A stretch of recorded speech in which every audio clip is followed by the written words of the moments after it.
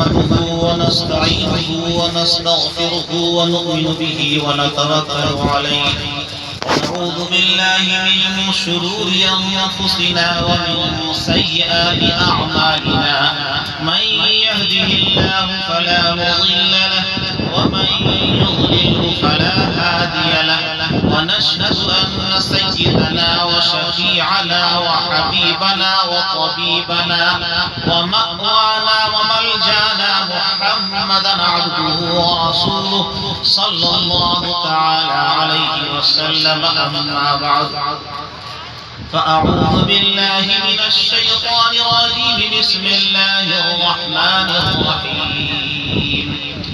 يا أيها الذين آمنوا قوا أنفسكم وأهليكم نارا وقودها الناس والحجارة. وقال تبارك وتعالى بسم الله الرحمن الرحيم ولكم في رسول الله أسوة حسنة. صدق الله العظيم. بزرگان محترم، اسٹیج پر تشریف فرما قابل قدر معزز علماء کرام، حاضرین مجلس، دور اور نزدیک سے سننے والے تمام ہی حضرات اور معزز مائیں اور بہنیں، آج کا یہ اجلاس عقد مسنون کی نسبت سے جو یہ منعقد ہوا ہے، رب ذوالجلال ہم سب کو اس عظیم الشان محفل اور پرنور بزم کے برکات سے مستفید ہونے کی توفیق عطا فرمائے. آپ نے اس پرمسرت موقع پر یہاں حاضری دی ہے. اللہ تبارک و تعالی ہم سب کی حاضری کو قبول فرما کر بخشش اور مغفرت کا ذریعہ اور سامان بنائے. کی محمد سے وفا تو نے تو ہم تیرے ہیں، کی محمد سے وفا تو نے تو ہم تیرے ہیں. یہ جہاں چیز ہے کیا لوح و قلم تیرے. محمد کی محبت دین حق کی شرط اول ہے، محمد کی اطاعت دین حق کی شرط اول ہے. اسی میں ہو اگر خامی تو سب کچھ نامکمل ہے. بزرگوں اور دوستوں، رب ذوالجلال نے ہم سب کو اشرف المخلوقات بنایا. جتنا بڑا مقام اور مرتبہ حضرت انسان کو حاصل ہے، اتنی ہی اللہ رب العزت کے پاس زندگی سے متعلق بعض درس ہونی. ہم سب کو اپنی اس حیات ناپائیدار کے سلسلے میں ہر آن ہر لمحہ فکر مند ہونا چاہیے کہ ہماری یہ زندگی جو اللہ کی طرف سے امانت ہے، ہم اس امانت کو رب ذوالجلال کے احکام کے مطابق ڈھالنے والے بن جائیں، گزارنے والے بن جائیں. یا ایھا الذین آمنوا قوا انفسکم واہلیکم نارا. قرآن کریم کی آیت مقدسہ آپ کے دلوں کو دستک دے رہی ہے کہ اے لوگو، تم اپنے آپ کو بھی اور اپنے گھر والوں کو بھی جہنم کی آگ سے بچاؤ. وقودها الناس والحجارہ، جس آگ کا ایندھن انسان اور پتھر ہے. یہ شادی کا موقع، انسان ایسے موقع پر بے لگام ہو جاتا ہے.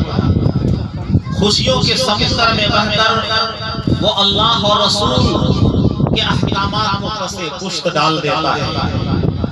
اس لیے ایسے موقع پر تقاضا ہے کہ ہم جناب رسول اللہ صلی اللہ تعالی علیہ وسلم کی زندگی کو نمونہ تسلیم کرتے ہوئے اپنی زندگی کی تعلیم کریں۔ یاد رکھیے ہر ماں باپ کے اوپر یہ لازم ہے کہ وہ اپنی اولاد کی صحیح دینی اسلامی ایمانی تربیت کریں۔ اگر ماں باپ نے اپنے اس اہم فریضے سے اپنے آپ کو غافل کر دیا تو یاد رکھیے ایک بھیانک انجام سامنے آنے والا ہے۔ اگر ماں باپ اپنی اولاد کی صحیح تعلیم و تربیت کریں گے تو ان کی دنیا بھی خوشنما ہوگی اور آخرت بھی سنورے۔ اللہ کے رسول محبوب دو عالم صلی اللہ تعالی علیہ وسلم کی زندگی شادی بیاہ کے لیے، سیاست و قیادت کے لیے، ہر آن اور ہر لمحہ ہر چیز کے لیے آپ کی زندگی ہمارے لیے نمونہ۔ اگر ہم اس دھرتی میں کامیابی چاہتے ہیں کہ ہم اس دنیا کے میدان میں کامیاب ہوں تو ہمیں نبی پاک صلی اللہ علیہ وسلم کو آئیڈیل ماننا ہوگا، آپ کی زندگی کو نمونہ بنا کر کے اپنی زندگی گزارنا ہوگا۔ آج ہم دنیا کے میدان میں اگر پیچھے ہیں صرف اس بنیاد پر ہے کہ ہم نے آقائے مدینہ تاجدار بطحہ جناب محمد رسول اللہ صلی اللہ علیہ وسلم کی سنت کو، آپ کے طریقے کو پسے پشت ڈال دیا ہے۔ خرافات، لہویات اور لغویات، رسم و رواج، یہ تمام چیزیں ہماری شادیوں اور ہماری تقریبات کا اہم حصہ بنتی۔ فضول خرچیاں، بے جا اسراف شادی کے موقع پر یہ ایک عام چیز سی ہو گئی ہے اور ہمارا دماغ، ہمارا خیال ان چیزوں کی طرف نہیں جاتا۔ ایسے موقع پر ہم سوچتے نہیں کہ جناب رسول اللہ صلی اللہ علیہ وسلم کی تعلیم کیا ہے۔ صحابہ کرام رضوان اللہ تعالی علیہم اجمعین نے ایسے موقع پر کیا قدم اٹھائے ہیں اور کیسا طریقہ اپنایا ہے۔ سرکار دو عالم صلی اللہ علیہ وسلم کی سنت کو کس طریقے سے اپنی زندگی کے اندر انہوں نے نافذ کیا ہے، ہم ایسے موقع پر آ کر کے بھول جائیں۔ یہ ہر ماں باپ کا فریضہ ہے کہ اپنی اولاد کی صحیح دینی تعلیمی تربیت کرے۔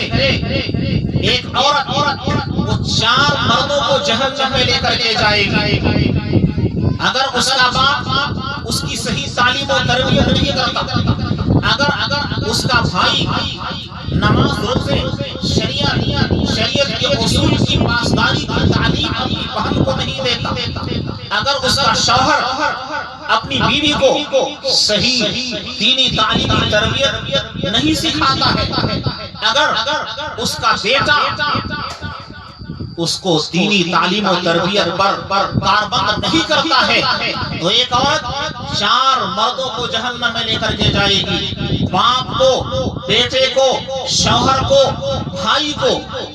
یاد رکھیے آج ہم اس دنیا کے میدان میں اگر ترقی کرنا چاہتے ہیں تو ہمارے پاس ایک کتاب لازوال موجود ہے، وہ کتاب قرآن مقدس ہے جو بابانگ دہل آپ کے دلوں کو دستک دیتے ہوئے کہتا ہے، یا ایھا الذین آمنوا ان من ازواجکم واولادکم عدوا لکم فاحذروہم۔ سورہ تغابن کی آیت ہے۔ یہ آیت ہمارے اور آپ کے دلوں کو دستک دیتے ہوئے کہہ رہی ہے، اے ایمان والو، اے وہ لوگوں جن کے دلوں میں ایمان کی روشنی اور ایمان کا نور ہے، سنو، کان کھول کر سنو، ان من ازواجکم، بے شک تمہاری بیویاں، و اولادکم، اور تمہاری اولاد تمہارا دشمن بن جائے گا، فاحذروہم، تم ان کی دشمنی سے بچو۔ ہم اولاد کی آنکھیں کھولتے ہی ان کی ترقی کا راستہ ڈھونڈتے ہیں۔ ماں کہتی ہے کہ بیٹا تمہیں ڈاکٹر بننا ہوگا، باپ کہتا ہے کہ بیٹا تمہیں ماسٹر اور انجینئر بننا ہے، تمہیں ماہر وکیل اور بیرسٹر بننا ہے، سب کچھ بننا ہے، لیکن ماؤں کو اور باپوں کو یہ توجہ دینی ہوگی اور یہ غور کرنا ہوگا کہ اللہ کے رسول محبوب دو عالم صلی اللہ علیہ وسلم کی تعلیمات اس کی زندگی کے اندر آ جائیں۔ ماں باپ کو سب سے پہلے یہ سوچنا ہوگا، ہمیں اور آپ کو اپنی اولاد کو ایک ایسا ماحول دینا ہوگا کہ علوم عصریہ صحیح دینی اسلامی ماحول میں ہماری اولاد حاصل کرنے والی بن جائے۔ یہ ماحول دینا، تربیت کا یہ انداز اختیار کرانا، یہ ہر ماں باپ کا فریضہ ہے، ہر ماں باپ کی ذمہ داری ہے۔ یاد رکھیے، اگر آپ نے اپنی اولاد کو دینی تعلیم و تربیت سے آراستہ نہیں کیا، یہ اولاد قرآن کی اس آیت کے پیش نظر آپ کا دشمن بننے والی ہے۔ حضرت عمر فاروق رضی اللہ تعالیٰ عنہ کے دربار میں ایک شخص آتا ہے اور کہتا ہے، اے امیر المومنین، میرا بیٹا میری فرما برداری نہیں کرتا ہے۔ یا امیر المومنین، میری اولاد میری بات نہیں مانتی ہے۔ امیر المومنین نے کہا کہ تم اپنے بیٹے کو بلاؤ۔ اس شخص نے اپنے بیٹے کو بلایا۔ حضرت عمر فاروق رضی اللہ تعالیٰ عنہ نے پوچھا، کیا تو اپنے ماں باپ کی فرما برداری نہیں کرتا ہے؟ وہ برجستہ کہتا ہے کہ اے امیر المومنین، آپ ذرا بتائیے، کیا صرف ماں باپ کے حقوق ہیں اولاد کے اوپر، یا اولاد کے بھی کچھ حقوق ہیں ماں باپ کے اوپر؟ امیر المومنین حضرت عمر فاروق رضی اللہ تعالیٰ عنہ نے فرمایا کہ اولاد کے حقوق بھی ماں باپ کے اوپر ہیں۔ کہا مجھے بتائیے کہ ماں باپ کے اوپر ہمارا حق کیا ہے، اولاد کا حق کیا؟ حضرت عمر فاروق رضی اللہ تعالیٰ عنہ نے فرمایا، ماں باپ کے اوپر اولاد کا پہلا حق تو یہ ہے باپ کے اوپر کہ وہ ماں نیک سیرت اور نیک طبیعت اور اچھی ماں تلاش کرے۔ دوسرا حق یہ ہے کہ اولاد کا اچھا نام رکھے، اور تیسرا حق یہ ہے کہ وہ اپنی اولاد کو صحیح ایمانی دینی تعلیم و تربیت سے آراستہ کرے۔ وہ لڑکا کہتا ہے، امیر المومنین، میرے باپ نے تو ان حقوق میں سے کوئی حق، میرے باپ نے ایک مجوسیہ سے شادی کیا، تو پہلی حق تلفی تو یہ کی کہ میری ماں نیک اور صالح نہیں ہے، اور دوسری حق تلفی یہ کی کہ میرا غلط نام رکھا ہے، اچھا نام نہیں رکھا، اور تیسری حق تلفی یہ کی ہے کہ دینی تعلیم و تربیت سے مجھے آراستہ نہیں کیا۔ امیر المومنین نے مقدمہ خارج کر دیا، کہا اے شخص، تو نے اپنی اولاد کا حق ادا نہیں کیا تو تو اپنی اولاد سے فرما برداری کی کیا امید رکھتا ہے؟ تیرا مقدمہ خارج کیا جائے۔ حضرت امیر المومنین عمر فاروق رضی اللہ تعالیٰ عنہ نے اس مقدمے کو خارج کر دیا۔ جناب رسول اللہ صلی اللہ علیہ وسلم کے پاس ایک شخص آتا ہے، وہ کہتا ہے کہ یا رسول اللہ، میرے لڑکے نے مجھے مارا۔ کہا کہ بلاؤ اس کو۔ کوئی اولاد اپنے باپ کو مار سکتی ہے؟ بلاؤ، میں اسے پوچھتا ہوں۔ رسول پاک صلی اللہ علیہ وسلم کی خدمت میں اس بچے کو بلایا گیا۔ آپ نے پوچھا، اے بیٹے، کیا تو نے اپنے باپ کو مارا ہے؟ اس لڑکے نے کہا، یا رسول اللہ صلی اللہ علیہ وسلم، ہاں مارا تو ہے، لیکن کیوں مارا ہے آپ ذرا مجھ سے پوچھیں گے تو میں بتاؤں۔ میں یہ پوچھتا ہوں، ماں باپ کے اوپر میرے حقوق ہیں یا نہیں، یا صرف ماں باپ کے ہی حقوق ہمارے اوپر ہیں؟ کہا کہ ماں باپ کے اوپر اولاد کے بھی حقوق ہیں۔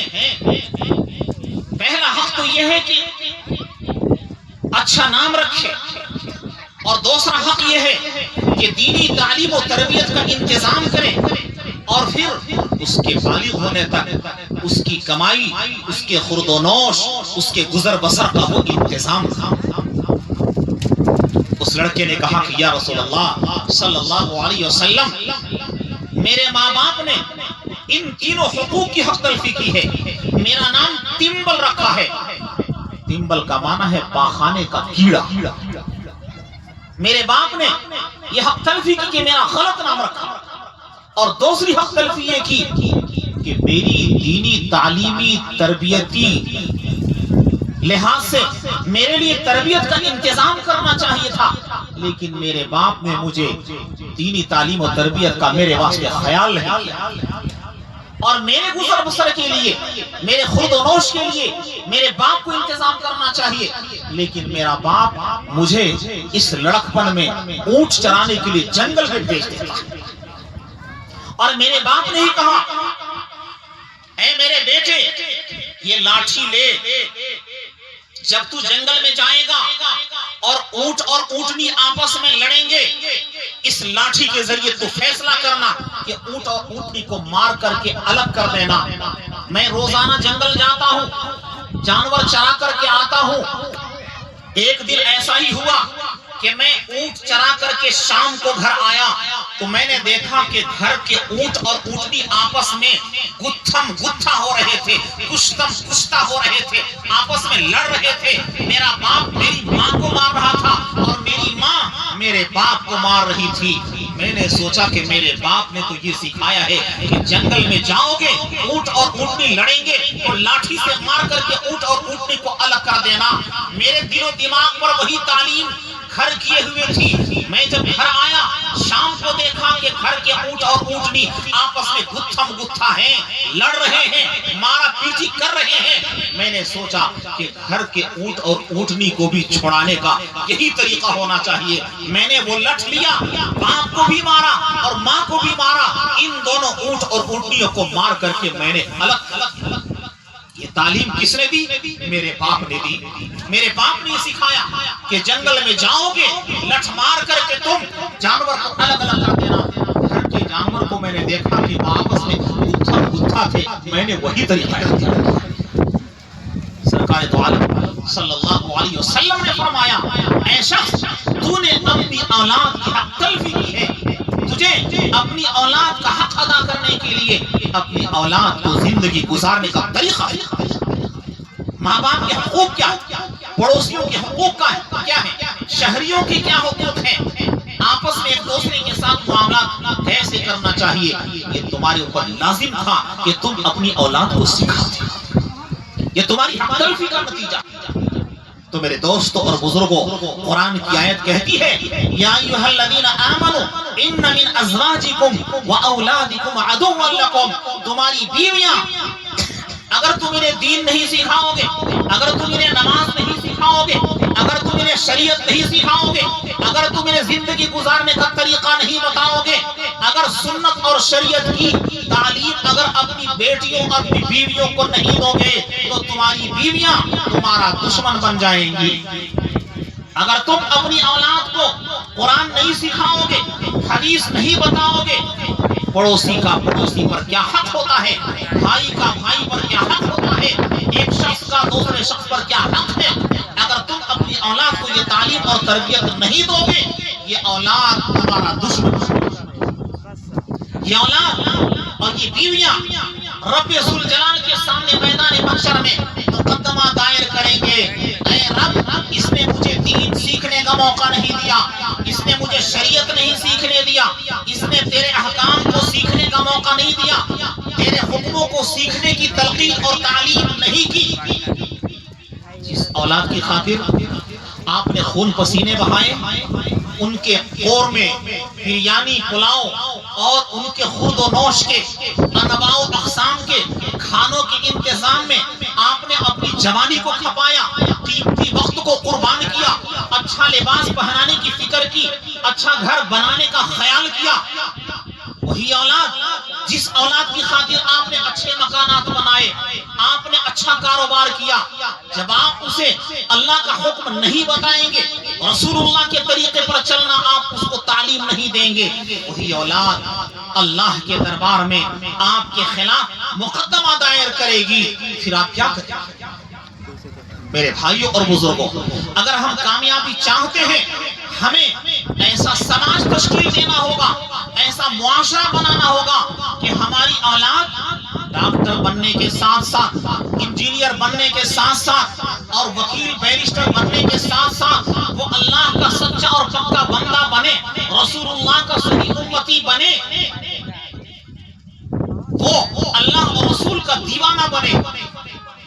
گھر میں نماز پڑھتے ہیں، آپ کا لاڈلا آپ کو دیکھ کر کے سجدے میں گر جاتا ہے، گھر کے ماحول میں آپ کا لاڈلا آپ کو سجدے میں جاتا ہوا دیکھ کر سجدے میں گر جاتا ہے، لیکن جب آپ کانوینٹ اسکول میں بھیجتے ہیں، وہ دن بھر آلودہ ماحول میں ہوتا ہے، وہ بے نمازی کا ماحول دیکھتا ہے، ناچ گانے کا ماحول دیکھتا ہے، وہ تھوڑی دیر کے لیے آپ کو سجدے میں دیکھ کر سجدے سے متاثر ہوتا ہے، لیکن دن کے اکثر اوقات میں جب وہ آلودہ ماحول میں اپنی زندگی گزارتا ہے، اس کے دل و دماغ پر وہی ناچ اور گانے، وہی فحش کہانیاں، وہی فحش اور لغو کلام اور بیہودہ باتیں اس کے دل و دماغ پر ناچتی رہتی ہیں، وہ دیندار بننے کے بجائے بے دین ہو جاتا ہے۔